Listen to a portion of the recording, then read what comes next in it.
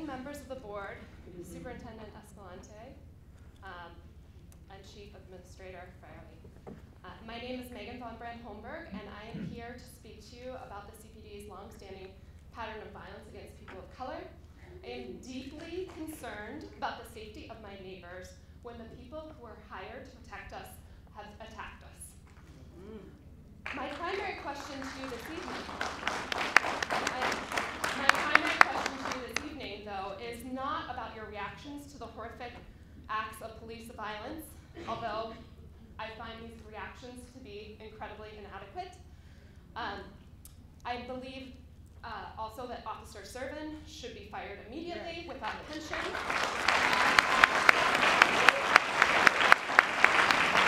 As should other members of the force who have committed acts of violence without reason.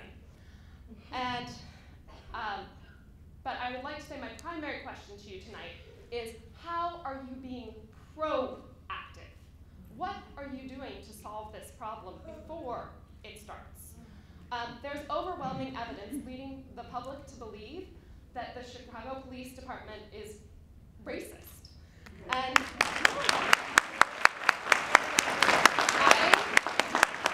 I must assume that if these accusations really concern you, that you would be actively promoting your initiatives to develop an anti-racist organizational culture. Yet, I have heard nothing of the sort being publicized, at least not until some words this past week, but not the words anti-racist have not been used. And if you are not allowing a culture of racism in the CPD, what evidence do you have to support that claim? On the issues of police training, I want to know how many hours of cultural responsiveness and anti-racism training are required to become a Chicago police officer? How many hours of continuing education? I am a teacher and my spouse is a social worker. As fellow public servants, we understand the importance of being culturally responsive and anti-racist. Our licensures not only require one semester-long course dedicated exclusively to ethnicity, race, and culture, but also require that every other required course integrates this topic. These standards are crucial to being reflective about your work, and if you have not included that so far, then you cannot say that you have been working to solve this problem already. I want to know what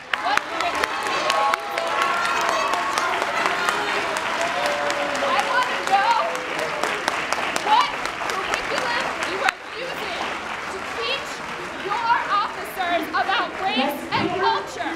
Who wrote it? Who first published it? The next speaker is Aubrey Keys Jr.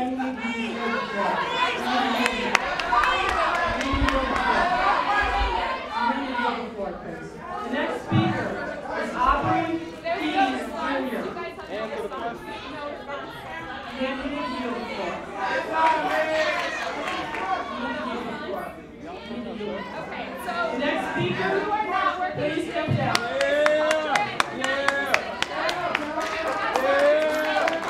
The next speaker is Otha McCoy II. Answer the question. How can you sleep? Because I did not.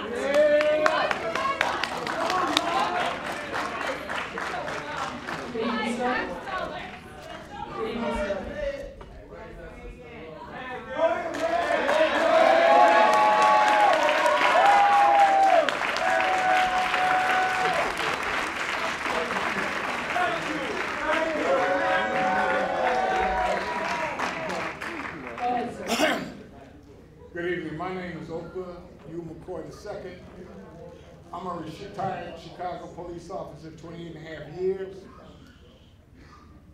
19 years ago, this month, the Chicago Police Department Internal Affairs Division came on the west side of Chicago and destroyed the Austin community. They brought a bunch of liars, a bunch of thieves, and and destroy the community that I've put my life in. I talked to Superintendent Weeks. I brought this down to McCarthy. The IAD people kicked the can down the road. 3 officers, 2 black and a Hispanic, is now in jail for crimes they didn't commit. The Chicago Police Department gave a man who looked like me an undercover police car to do a robbery of an FBI agent. The federal government participated in this fraud investigation that destroyed the black community. I've come down here a highly decorated police officer with over 225 honorable mentions. 2 years, I have 2 master's degrees and helped numerous people from both sides of the aisle. You can't find one policeman or one criminal to say I ever did anything or my guys did anything wrong to them. And my guys sent me here tonight to read you something real quickly, and I'm going to give you a document to show you the crime that they put on these black officers and this Hispanic officer 19 years ago. And if they had listened to me 19 years ago, we wouldn't be here tonight. And this is what they told me to say to you.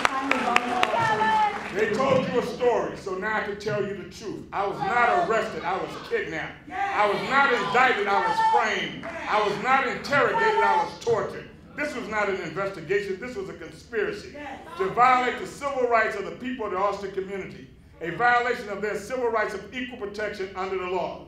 It's not going to be my word against theirs. I'm going to tell you what they said, and I'm going to tell you what they did. Was this a police corruption, or was this a government conspiracy? This time, you will decide who's guilty or innocent. Let the trial begin, the 80 team.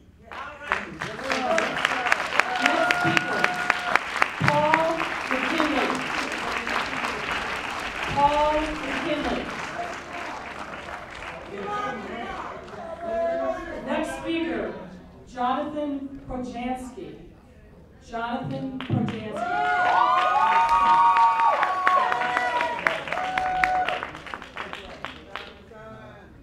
All right, John. Good evening, Mr. Projansky. Good evening. I wish I could say it was better. But tonight, many people have come here on behalf of the victims of police violence who can no longer speak for themselves, to ensure those officers who decided to abuse the authority they were given, and to take the lives of some of the same people they swore to protect and serve. We are here in solidarity with Martina Sutton, who has come before you time and time again just to ensure justice for his sister Rekia Boyd. My question is, why should he or anyone else have to go to these lengths when there is clearly someone responsible? Why should he have to belay his ability to grieve for his sister just to make sure that the Chicago Police Department properly disciplines and dismisses their own officers? We are talking about law enforcement, which means we're talking about public safety, and therefore people's lives. Have you ever lost somebody close to you? Your parent, your sibling, your child? Well, I have, and so has Martina Sutton, Dorothy Holmes, and so many more parents and siblings throughout this city. If you had experienced a loss like this, you would know there is no timeline on the grieving process. You would know it's something you're going to have to figure out how to live with for the rest of your life. Some of the most traumatic losses are those that happen when there's a death of a child or sibling, and I'm here to tell you, you have no right to inflict further violence on these families by not bringing those victims to proper justice. I'm no fool, though. I know who appointed you. Rahm Emanuel is the same person who is now trying to apologize for his failed oversight of the public safety of Chicago, but only because of public and political pressure. If he really cared, he would resign, this board would not exist, and we would have an elected police accountability board. Rekia deserves to rest, and so does Ronnie Man. Our families deserve to heal, and you will determine what you deserve based on the decisions you make about Officer Dante Servin and anyone else who dare take the lives of our children, our people throughout this city of Chicago. Stay on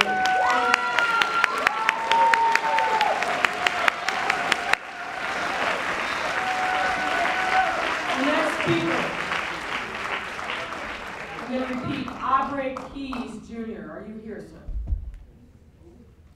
All right. Next speaker, Jathan Travis.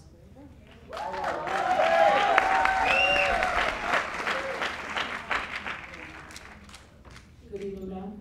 Good evening. In 2007, a young man from my community, Walt, was killed by the police in the heart of my neighborhood, though he was unarmed. Youth leaders organized demonstrations that marched from the scene of his murder to this police station, calling for justice. Justice for the past 3 years, youth leaders have called for justice in the police killing of Rekia Boyd. This board has been confronted by a unified call for these killers to be fired for years. Community calls that this board has also ignored for years. Right. First, this board should move tonight to fire Dante Servin, the killer of Rekia Boyd. This board should also move to fire every officer associated with the murder of Laquan McDonald and the subsequent cover-up, as well as the officers involved in the killing and cover-up of Ronald Johnson. And other police killers in our neighborhood. Second, the members of this police board should stand with the people of this city who are demanding that a broken system of police accountability be fixed by resigning as a group in protest of this broken system and demanding instead that you be replaced by a democratically elected representative police board. Finally, everyone here and across the state should demand that their state representatives support State Rep. LaShawn Ford's legislation to make it possible for voters to recall the mayor who has failed to address police accountability in this city for more than 4 years. Our leadership has refused to take action, and we need new leadership. We have endured decades of brutality, murder, and mistreatment at the hands of officers paid by our tax dollars. We have dried the tears of mothers, fathers, children, and friends whose lives will never be the same due to tragic loss suffered from the very hands that are paid to protect them. I live in a community where our own sons and daughters are the victims of police violence at the hands of police officers who are never held accountable for their crimes. I stand with young people who are leading this movement. We will win this struggle because we stand together.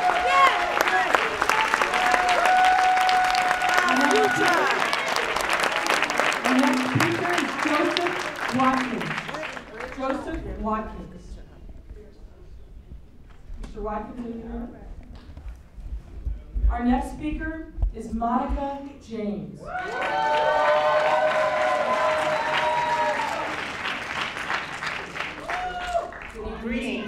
Greetings to the people, greetings to the board. The city of Chicago is facing the worst uprising during my time. Sadly, the city of Chicago and its trusted delegated chief officers and officers have failed to uphold the integrity of Chicago Police Department's mission statement, the police department's core values, and your pledge against racial and gender profiling.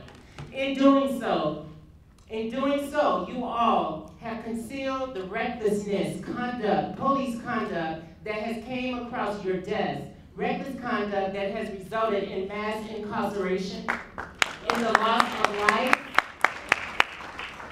and the trust that has been the trust has been shattered of these beautiful people that you see here. And as we aim to restore the dignity and safety of our communities, we ask and demand that you all step down because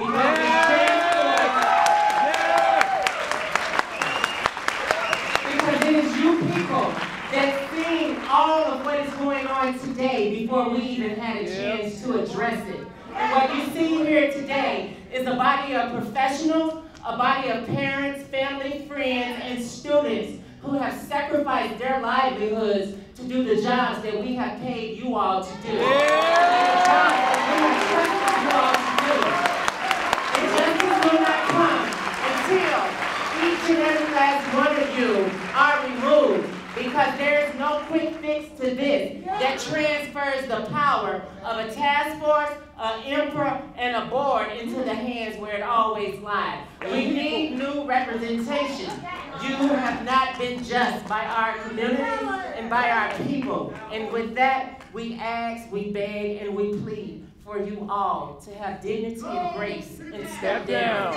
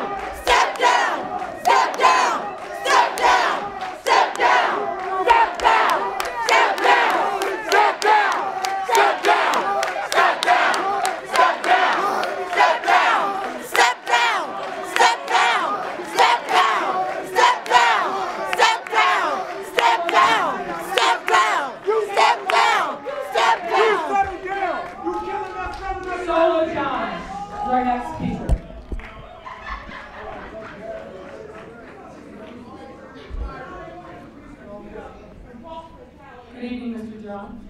Good evening. I'm here representing fast food workers in the fight for 15. All right. We don't tolerate the disrespect we've been shown and the injustice our community are facing. We don't have confidence that the Chicago police officers will serve and protect us because they haven't been held accountable for their actions. Shooting unarmed men and women is not justice. Yeah. Lying on police reports and withholding evidence is not justice. Phony investigations and the delay on the release and dash cam video is not justice. And Rom, first of all, he's not even here with us. He's not even here paying attention. He's not listening to us. Ron thinks that he can fix this by appointing his friends and his biggest donors to the board. That is not justice. We continue to lift up the names of our lost loved ones like Rekia Boyd, Laquan McDonald, and Ronnie Man Johnson. Yes. And we demand real justice for all black and brown people. Yes. We demand real justice by electing our own board president. Yes. When Chicago Police Department consistently shows us that black lives doesn't matter. That let us know that it's time to take matters into our own hands. As a fast food worker from our community, we make low wages, and we still have to pay tax dollars to support Chicago PD's corrupt system and cover-ups. We're not going to let this happen anymore. We refuse to support the salaries of killers like Dante Servin. So fire Dante Servin. We're black and brown workers, and the same people you're killing in these streets, we're not going to stop until we win.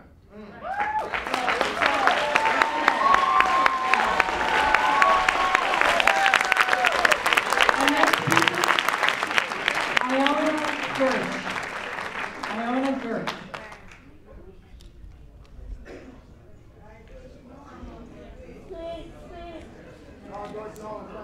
My name is Ilona Gersh. I speak for my party, the Socialist Workers' Party. Rekia Boyd, you need to fire Dante Servin now. Hasn't the IPRA's process taken long enough? Do it now. Laquan McDonald, on the video, we saw him walk away from the cops. Has Van Dyke been fired? No. Do it now. Do it now. What's the problem? Have those who were complicit in hiding the truth been charged? Nope. Including Emmanuel and Alvarez and the other cops on the scene? No. What's the problem? Isn't 400 days long enough? We watched the video of Ronald Johnson. We saw him run away from the cops into the park. I watched it with my coworkers in the lunchroom at Walmart where I work. They were riveted to the TV. The breaks were longer that day than any other day that week. We saw the video countless times that day. We saw it in slow motion. We saw blow-ups of it. Did we see a gun in his hand? No. Alvarez said no charges were being made. against the cops who killed him because he could have turned to shoot at the cops, because he could have been running towards cops parked in a car at the other side of the park.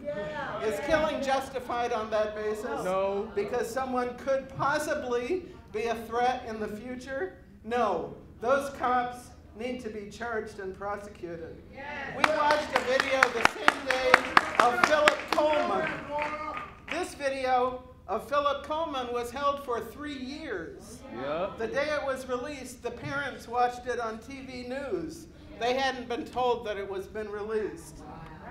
They watched and we watched as their son was attacked in a jail cell by 6 cops where he was being held, tasered by the gang when they held him with a chokehold.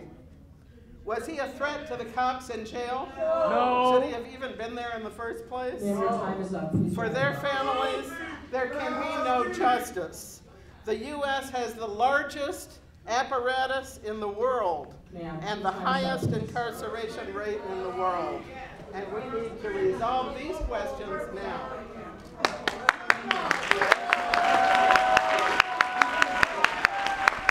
Our next speaker, Rachel Williams.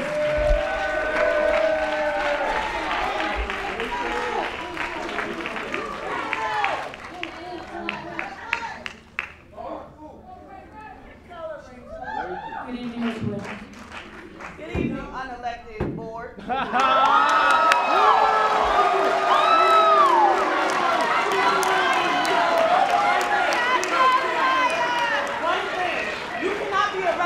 Of the community and the communities in which you do not serve. I've never seen none of you but here. I've never seen none of you but downtown. You ain't never been in Austin. You ain't never been in North London. You ain't been in Roseland. So for you have not been a representation of the communities in which we are a part of. Again, when we talk about Rekia, and we've been pushing Rekia.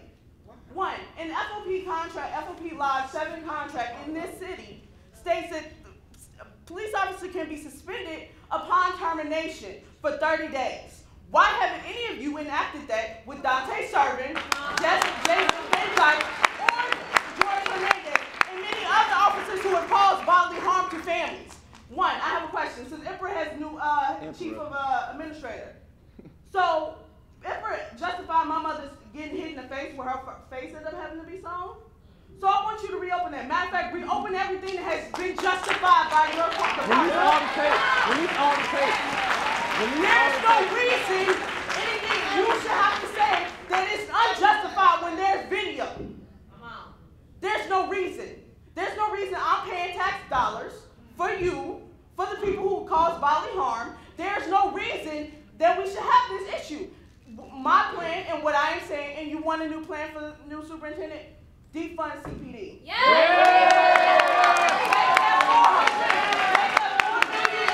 Operating budget and defund it. Because there's no reason there should be more police officers than counselors. There's no reason there should be more police officers than nurses in this school. So until you do what is right by the community in which you obviously don't serve, we will be here.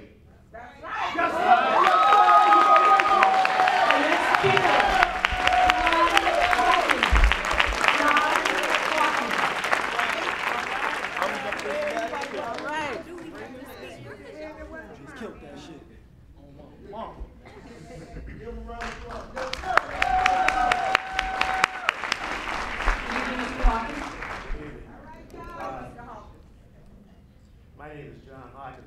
On behalf of the Socialist Workers Party, I'd like to say that my party is very proud to be here with 4 organizations that have been organizing to speak before you, to tell the truth to the board.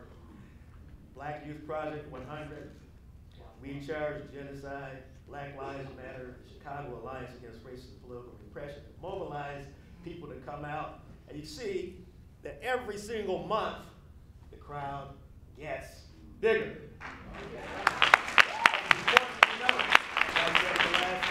Because this reflects something bigger than the issue of police brutality in Chicago. There's something afoot in the country.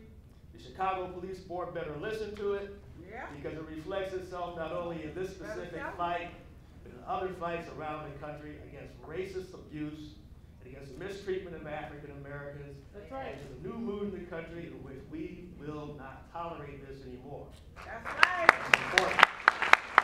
There are a number of cases that this board should take note of. The most prominent have been mentioned. The case of Laquan McDonald, the case of Rekia Boyd, the case of Ronald Johnson. But you've got to take up the case of Cedric Chapman. You've got to take that up. Chapman, that's got to be taken up and reopened.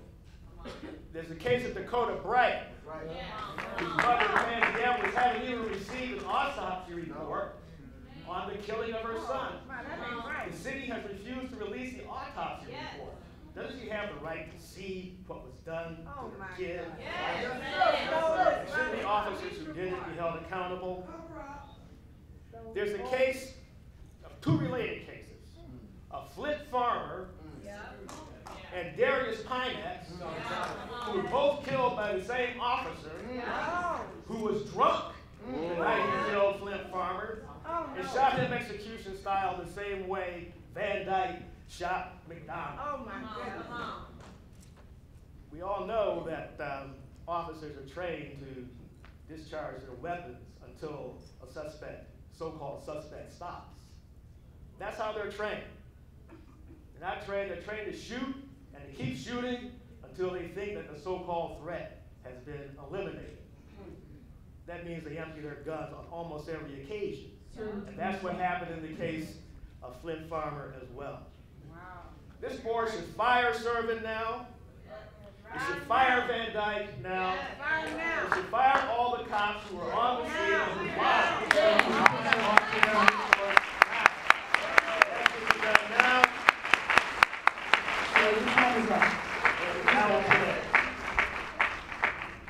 Our next speaker is Lucretia Burks.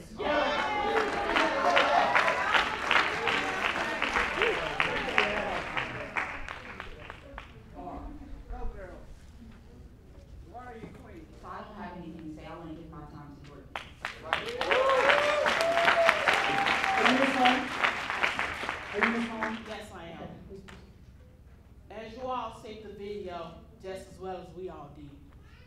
All you all that's sitting up there, even those two that's not paying attention on that end, they set the video. My son was unarmed when he was murdered by Detective George Hernandez. Sure was.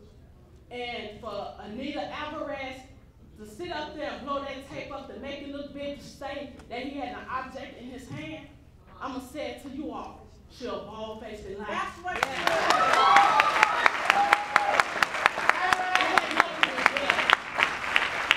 keep covering it up and covering it up, and I'm gonna keep on fighting, I'm gonna keep on fighting. Cause if it's left up to me, she need a DOC suit on. Yeah. She can take money maybe with her. That apology he did today, he could have said that for the bird. He didn't mean that. It shouldn't have took no 400 days for this man to look at a video showing that my son was murdered.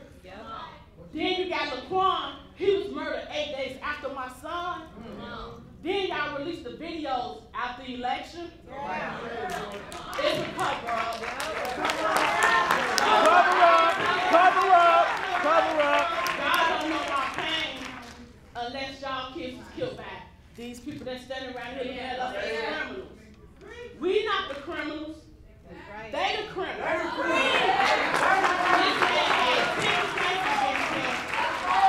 And he also lied under oath. Then he stated that on his deposition, which was November the 19th, he wasn't worried about going to jail. Maybe he had a talk with Anita Alvarez and she had already told him he wasn't going to go. I feel like he should have been indicted. He lied, and he lied under oath. So that means y'all saying it's okay for him to lie under oath and to take a person's life. It's not okay to lie, because those lies catch up with you. And I'm a mother, and I love my son, and his life matters to me. And it matters to everybody else.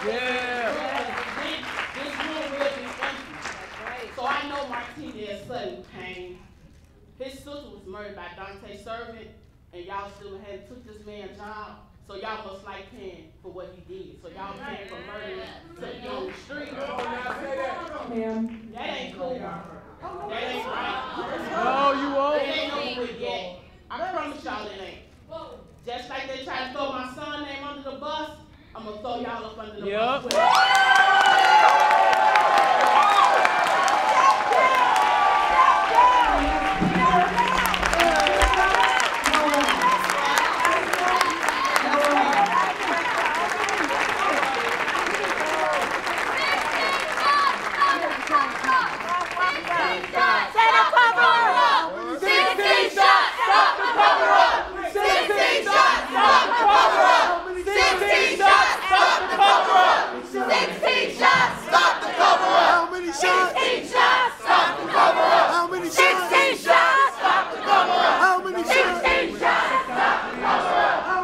Sit down, please. Thank you.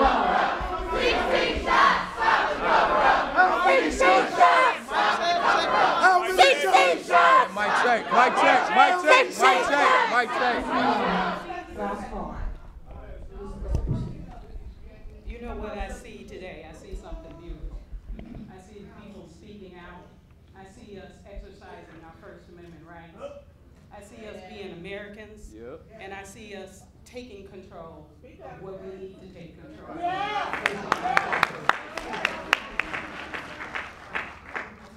When we first started this battle with Rekia Boyd back in April 2012, and there are a few of y'all in the room that were here back in April 2012, why don't y'all stand up?